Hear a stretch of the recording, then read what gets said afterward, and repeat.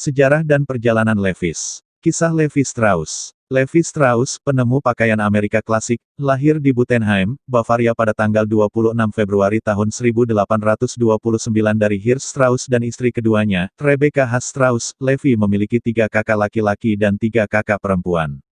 2 tahun setelah ayahnya meninggal karena tuberkulosis pada tahun 1846, Levi dan saudara-saudaranya beremigrasi ke New York, di mana mereka bertemu dengan 2 kakak lelakinya yang memiliki bisnis grosir barang kering berbasis di NYC bernama J. Strauss Brother & Co. Segera Levi mulai belajar perdagangan sendiri. Ketika berita tentang California Gold Rush menuju ke timur, Levi melakukan perjalanan ke San Francisco pada tahun 1853 untuk mendapatkan kekayaannya, meskipun ia tidak akan membuatnya menjadi emas. Dia mendirikan bisnis grosir barang kering dengan namanya sendiri dan menjabat sebagai perwakilan pantai barat dari perusahaan keluarga New York. Levi akhirnya mengganti nama perusahaannya menjadi Levi Strauss & Co. Sekitar 1872, Levi menerima surat dari salah satu pelanggannya, Jacob Davis, seorang penjahit Reno, Nevada. Dalam suratnya, Davis mengungkapkan cara unik dia membuat celana untuk pelanggannya, melalui penggunaan paku keling pada titik ketegangan untuk membuat mereka bertahan lebih lama. Davis ingin mematenkan gagasan baru ini, tetapi membutuhkan mitra bisnis untuk mewujudkan gagasan itu. Levi sangat antusias dengan ide itu. Paten diberikan kepada Jacob Davis dan Levi Strauss & Company pada tanggal 20 Mei tahun 1873, dan jeans biru pun lahir. Levi menjalankan bisnis lain selama karirnya, juga. Dia menjadi anggota piagam dan bendahara Dewan Perdagangan San Francisco pada tahun 1877.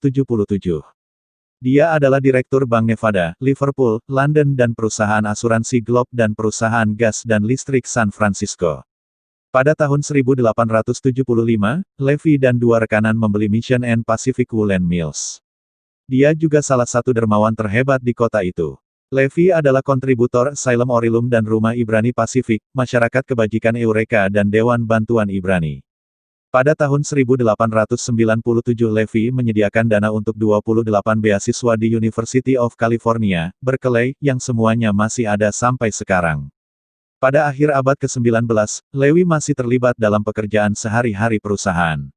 Pada tahun 1890 tahun di mana pinggang XX secara keseluruhan diberi nomor lot 501R, Levi dan keponakannya secara resmi bergabung dengan perusahaan. Levi Strauss meninggal pada hari Jumat, tanggal 26 September tahun 1902. Harta miliknya berjumlah hampir $6 juta, sebagian besar diserahkan kepada 4 keponakannya dan anggota keluarga lainnya, sementara sumbangan diberikan kepada dana dan asosiasi lokal. Kami bangga menghormati warisan Levi Strauss dengan merayakan komitmennya pada komunitas, filantropi, dan pengabdian yang tak tergoyahkan pada kualitas. Hingga hari ini, Levi Strauss & Co. berupaya untuk menyelaraskan diri dengan prinsip-prinsip yang sama yang memandu kehidupan Levi. Sejarah denim. Tanggal 20 Mei tahun 1873 menandai hari bersejarah, kelahiran jin biru. Itu pada hari itu bahwa Levi Strauss dan Jacob Davis memperoleh paten AS pada proses menempatkan paku keling di celana kerja pria untuk pertama kalinya. Levi Strauss, seorang pedagang barang kering kelahiran Bavaria, datang ke San Francisco pada tahun 1853 pada usia 24 tahun untuk membuka cabang pantai barat dari bisnis barang-barang grosir kering saudara-saudaranya di New York. Selama 20 tahun ke depan ia membangun bisnisnya menjadi operasi yang sangat sukses, menjadikan namanya tidak hanya sebagai pengusaha yang dihormati, tetapi juga sebagai dermawan lokal. Salah satu pelanggan Levi adalah seorang penjahit bernama Jacob Davis. Suatu hari istri seorang pekerja lokal meminta Yakub untuk membuat celana panjang untuk suaminya yang tidak akan berantakan. Yakub mencoba memikirkan cara untuk memperkuat celananya dan muncul dengan ide untuk menempatkan paku keling logam pada titik-titik ketegangan, seperti sudut saku dan pangkal kancing terbang. Celana paku keling ini adalah hit instan. Jacob dengan cepat memutuskan untuk mengeluarkan paten pada proses tersebut, tetapi membutuhkan mitra bisnis untuk membantu proyek tersebut berjalan. Dia segera memikirkan Levi Strauss, dari siapa dia membeli kain untuk membuat celananya yang terpaku. Davis menulis kepada Levi untuk menyarankan bahwa kedua pria itu memegang hak paten bersama. Levi, sebagai pebisnis yang cerdik, melihat potensi produk baru ini, dan menyetujui proposal Jacob. Kedua pria tersebut menerima paten 139.121 dari kantor paten dan merek dagang AS pada tanggal 20 Mei tahun 1873. Segera, pakaian terpaku pertama dibuat dan dijual. Kami membuat jeans pertama kami dari denim, kain tradisional untuk pakaian kerja pria.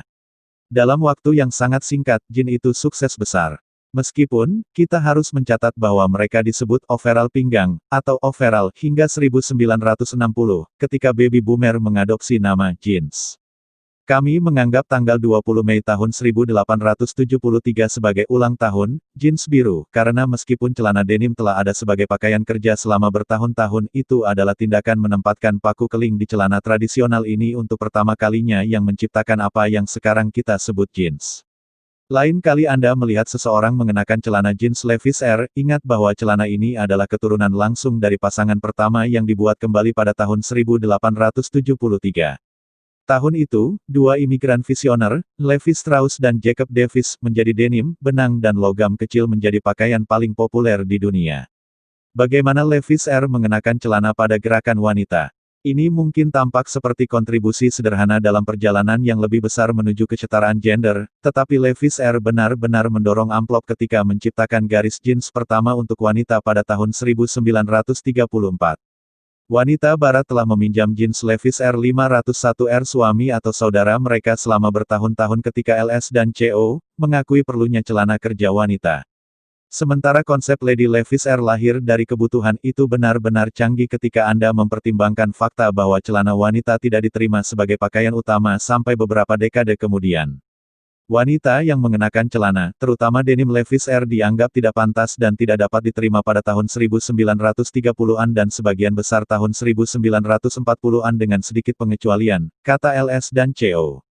Sejarawan Tracy Panek, perempuan barat yang berpikiran mandiri dan orang lain yang pertama kali mengenakan jeans bahkan mungkin dianggap sedikit tegang. Dikenal sebagai Lot 701, Lady Levi's Air mengirim pesan yang kuat sejak awal bahwa Levi Strauss dan Co. memperjuangkan wanita dan kemampuan mereka untuk melakukan pekerjaan pria. Kembali di tahun 1930-an, wanita sama sekali tidak memakai denim di depan umum. Jeans adalah untuk pria, buruh, khususnya, dan perbedaan kelas dan budaya sangat kaku pada saat itu. Tidak hanya itu, celana jeans Lady Levi's memiliki tombol terbang. Ini benar-benar subversif, bahkan celana dengan resleting depan dianggap sedikit berani, tetapi mengenakan celana kancing adalah cara untuk menjauh dari kesesuaian. Lady Levi's Air menjadi sangat populer selama masa kejayaan peternakan-peternakan pria. Sementara sebagian besar peternakan berada di barat, celana jeans dijual sejauh New York sehingga pengunjung dapat mengenakan pakaian sendiri sebelum mereka tiba di peternakan. Tapi jangan salah, celana jeans itu lebih dari sekedar pernyataan fashion, mereka juga politis. Saat kami memperingati Hari Perempuan Internasional hari ini, yang bertujuan merayakan pencapaian sosial ekonomi, budaya dan politik wanita, kami juga memberikan kembali dengan menawarkan pertandingan 2-1 untuk setiap LS dan CO, karyawan yang menyumbang ke organisasi yang berfokus pada kesehatan dan kesetaraan perempuan hingga akhir Maret. Kami memuji peran yang dimainkan Levi's Air dalam memberikan wanita kemampuan untuk mengekspresikan diri secara fisik sebagaimana yang mereka lihat nyaman cocok. Melihat merah dan oranye dan perak, A Tale of Levi Strauss. Ini kecil, lebih kecil dari kuku jari kelingking Anda. Dan sangat cerah, sepotong kain, kontras dengan jeans 501R atau kemeja denim favorit Anda. Meskipun tidak berbahaya, kebanyakan orang tahu Levi's Air Tab singkatan dari kualitas dan keahlian yang identik dengan merek. Perangkat tab merah klasik, seperti yang diketahui secara hukum, tidak diragukan lagi merupakan simbol abadi dari Levi's Air. Siapa yang tahu sepotong kain kecil bisa tetap menjadi penanda kuat merek global.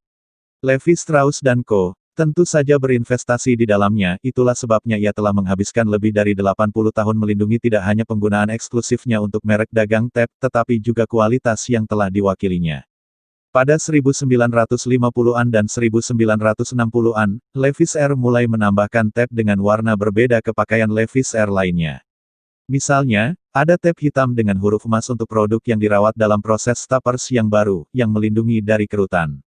Tetapi menempelkan tab merah pada jeans 501R tidak pernah berubah, menurut LS dan Co. Sejarawan Tracy Panek. Penelitian baru-baru ini dilakukan oleh tim Consumer Insights di LS dan CO, menunjukkan bahwa, dari semua branding produk dan ikonografi di pasar, tab merah termasuk yang paling kuat bergaung dengan pelanggan, menurut Barb Gollert, Wakil Presiden Perdagangan Global Merchandising dan Operasi Produk Levi. Meskipun tab itu sendiri telah berubah sangat sedikit selama masa hidupnya, diferensiasi kunci dalam evolusi bertahapnya telah menarik perhatian pelanggan dan kolektor vintage. Jadi jika Anda bertanya-tanya tentang tab oranye itu, atau tab merah tanpa apa-apa di atasnya, biarkan kisah tab ini menjadi panduan Anda. Tab merah, Levi's. Levi Strauss & Co. ikut mematenkan ide untuk blue jeans, memproduksinya mulai tahun 1873. Ketika paten berakhir, para pesaing di mana-mana juga dapat memproduksi pakaian terpaku. Jadi, LS dan CO membutuhkan cara mudah untuk berdiri terpisah. Pertama, kami menggunakan desain arcuate, yang menandai kantong belakang jean. Kami kemudian menambahkan logo tarik dua kuda, merek dagang sekitar tahun 1890. Ketika para pesaing mulai menyalin arcuate, yang bukan merupakan merek dagang hingga tahun 1940-an, Levi's merasa perlu pembeda baru. Dalam melangkah di manajer penjualan nasional Chris Lucier, dia adalah orang yang berpikir untuk menempatkan pita kain dilipat di jahitan struktural saku patch belakang. Dengan demikian, Levi's R Tab lahir. Tab merah, dengan kata, Levi's, yang dirajut di satu sisi tab dengan warna putih, muncul pada 501 R kami pada tahun 1936 dan, kemudian, pada jaket denim kami. Tab merah dengan huruf kecil E.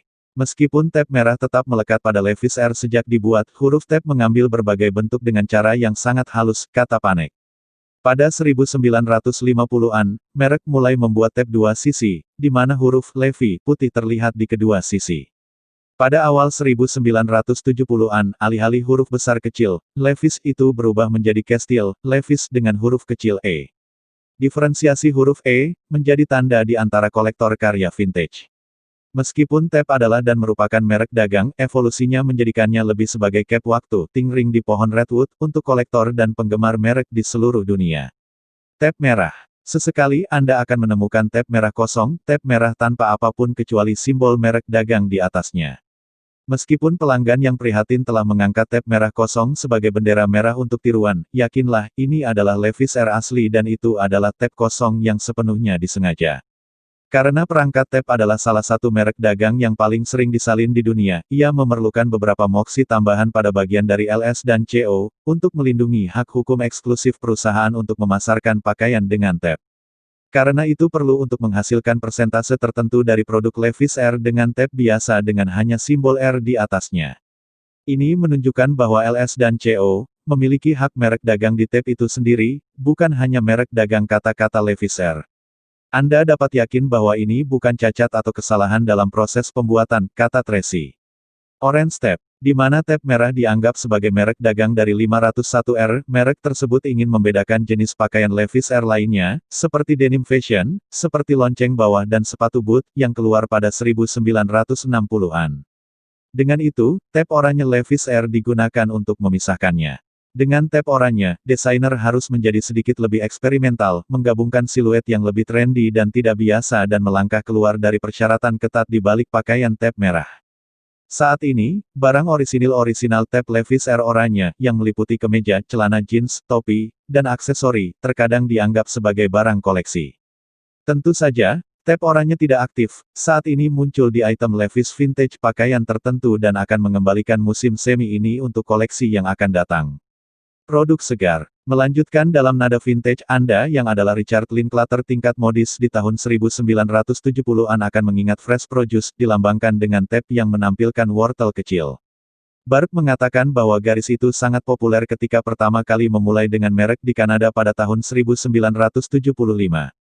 Tab biru. Levi's Made and Crafted, jalur premium merek, membawa tab biru. Tab perak. Silver tab diperkenalkan pada tahun 1988, berada di garis depan tren longgar yang mendefinisikan denim grand akhir 80-an dan 90-an. Barb, yang merupakan direktur merchandising untuk Silver Tab pada waktu itu, mengatakan secara strategis, Levi's R sangat cocok untuk tren itu, dan itu merupakan kesuksesan besar bagi merek tersebut. Pelajaran. Anda dapat memanfaatkan tren dan tetap benar. Berbagai macam tab warna. Kenapa berhenti di situ? Saat dekade baru dan gaya baru diluncurkan, begitu juga beberapa tab warna baru. Mereka mewakili lini pakaian yang berbeda, mulai dari corduroy hingga jeans boot cut hingga seluruh kategori pakaian wanita.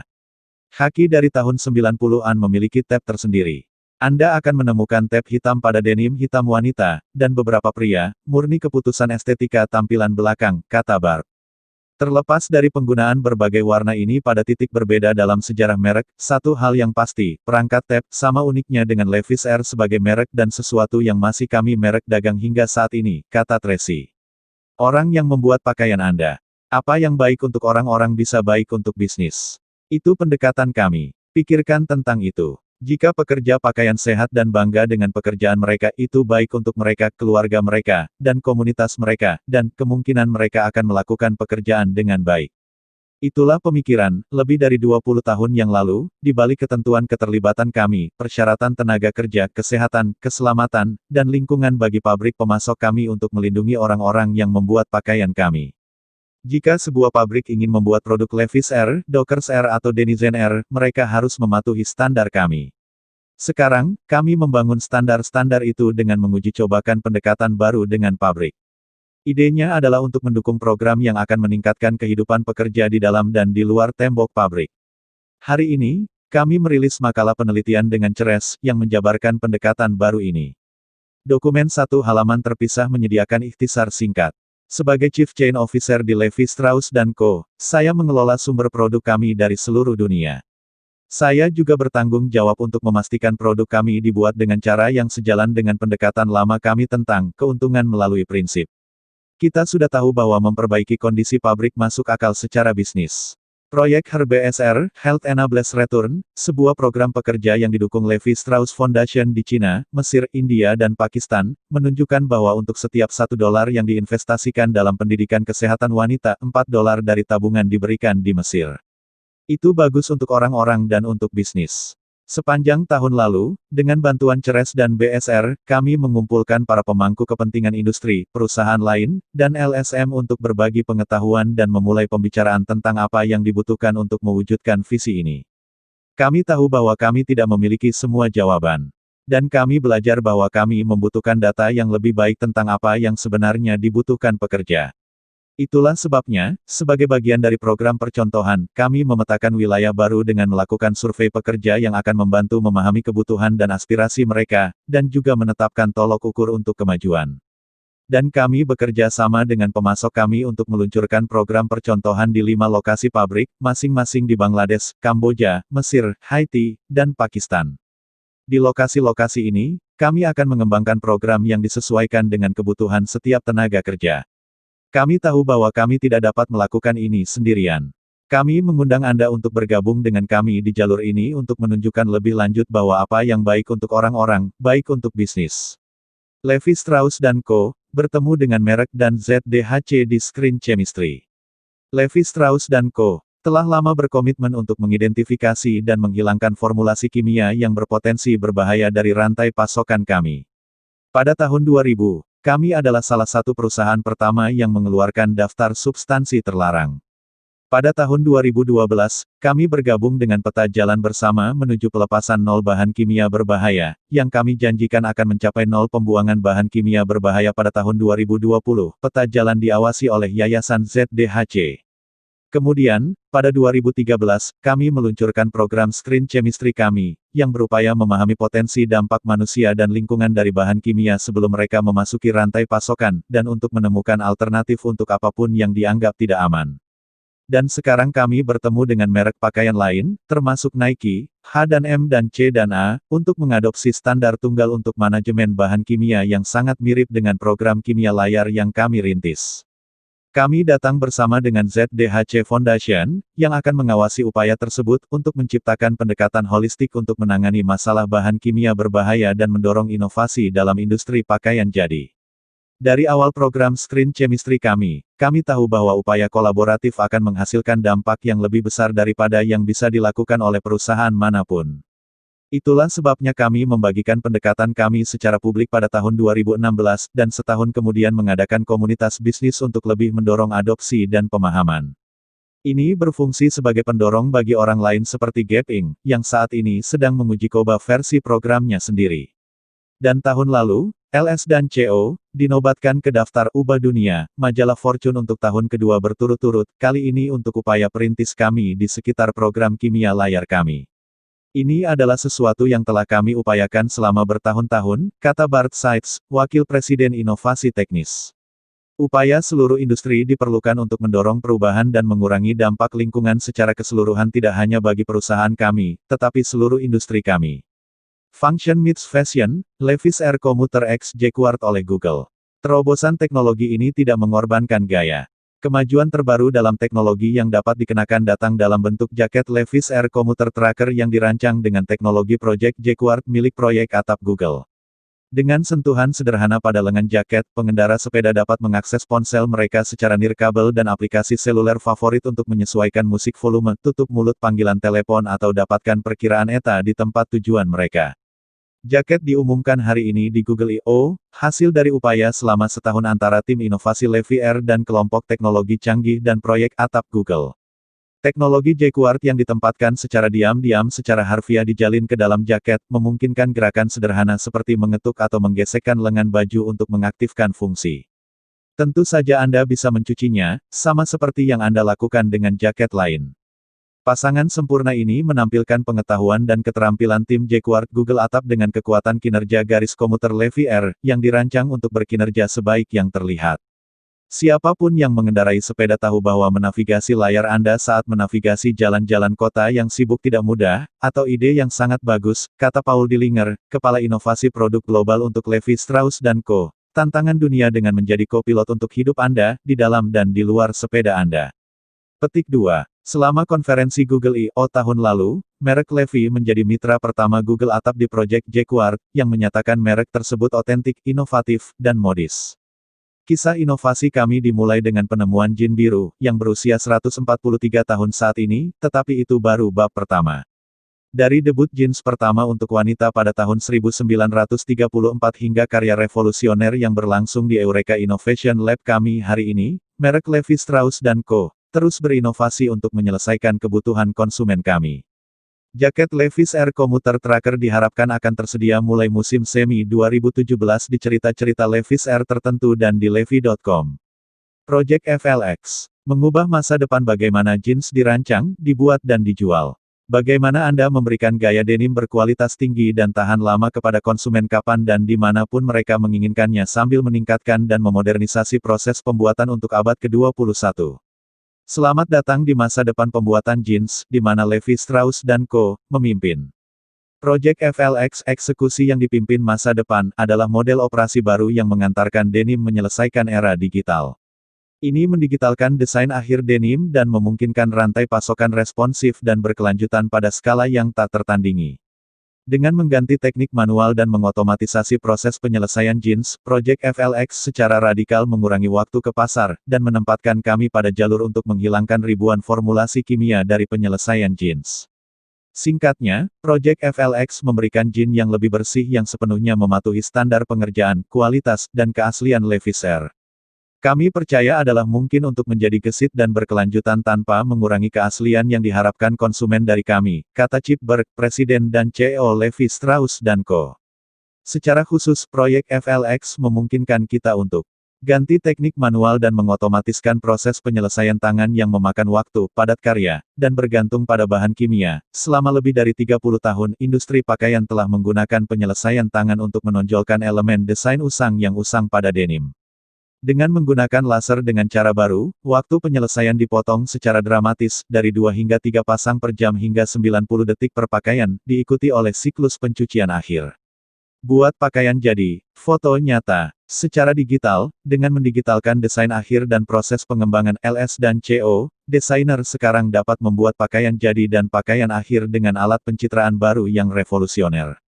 Dibangun oleh LS&CO, kemampuan pencitraan canggih ini memotong desain penyelesaian dan waktu pengembangan menjadi 2, dari bulan ke minggu dan kadang-kadang beberapa hari, dan sangat akurat sehingga file digital dapat dikirim langsung ke vendor dan dengan cepat diskalakan ke produksi massal.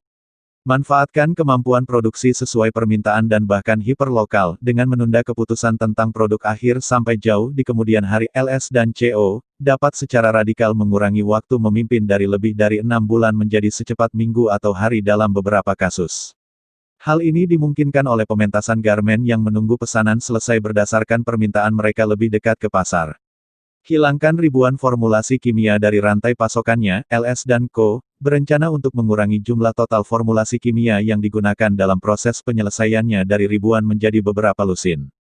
Ini adalah langkah besar ke depan dalam komitmen perusahaan untuk mencapai nol pembuangan bahan kimia berbahaya pada tahun 2020 dan lebih lanjut tujuannya merintis pakaian yang lebih berkelanjutan. Dengan model baru ini, kami dapat memberikan produk-produk ikonik dan otentik yang kami kenal dengan cara yang sangat responsif dan bertanggung jawab, kata Liz O'Neill, Wakil Presiden Senior dan Kepala Rantai Pasokan untuk Levi Strauss & Co. Kemampuan pencitraan tingkat lanjut adalah pengubah permainan bagi kami, dan sesuatu yang telah menghindarkan industri kami selama bertahun-tahun. Petik 2. Lahir di Eureka. Project FLX dibangun di rumah di Eureka Innovation Lab LS dan Co. oleh tim desainer, pengembang, ahli kimia dan insinyur yang bersemangat merevolusi industri pakaian jadi untuk memenuhi kebutuhan konsumen dengan lebih baik sambil melakukan hal yang benar oleh planet ini dan orang-orang yang bekerja di pakaian itu rantai pasokan. Sejumlah LS dan CO, anggota tim dilatih ulang dalam pengembangan perangkat lunak dan operasi laser. Pelatihan ulang akan menjadi prinsip utama karena model baru ini diluncurkan secara global. Untuk membantu membuka manfaat dari teknologi laser yang lebih canggih, LS dan CO beralih ke mitra lama Geanologia, pemimpin dalam solusi ramah lingkungan untuk kain dan pakaian jadi. Sejak 1993, Geanologia beroperasi dengan ambisi memajukan manufaktur pakaian yang berkelanjutan dengan menghadirkan teknologi yang mengganggu, termasuk sistem penyelesaian ozon, laser, dan e-flow. Fokus perusahaan yang sepaham dengan skalabilitas sangat penting untuk mendukung visi transformatif end-to-end LS dan Co. Pengubah industri. LS dan Co. telah memulai uji coba proyek FLX dengan vendor terpilih dan mitra retail dan akan meluncurkannya di seluruh rantai pasokannya dalam pendekatan bertahap selama 2 tahun ke depan. Salah satu tantangan terbesar yang kami hadapi sebagai sebuah industri adalah memastikan kami memiliki produk yang tepat pada waktu yang tepat serta kemampuan untuk menanggapi kebutuhan pelanggan kami yang berkembang dengan cepat, kata Paige Thomas, Wakil Presiden Eksekutif dan General Merchandise Manager untuk Men's and Kids di Nordstrom Inc. Tim di Levi's bekerja menghadapi tantangan ini dengan berkontribusi pada masa depan industri pakaian sebagai salah satu yang gesit dan tanpa kompromi pada kualitas, sambil meningkatkan keberlanjutan. Kami senang menjadi bagian dari itu. Petik 2. Video ini telah diupload oleh Merangin Channel. Terima kasih telah menonton video ini, jangan lupa like and subscribe.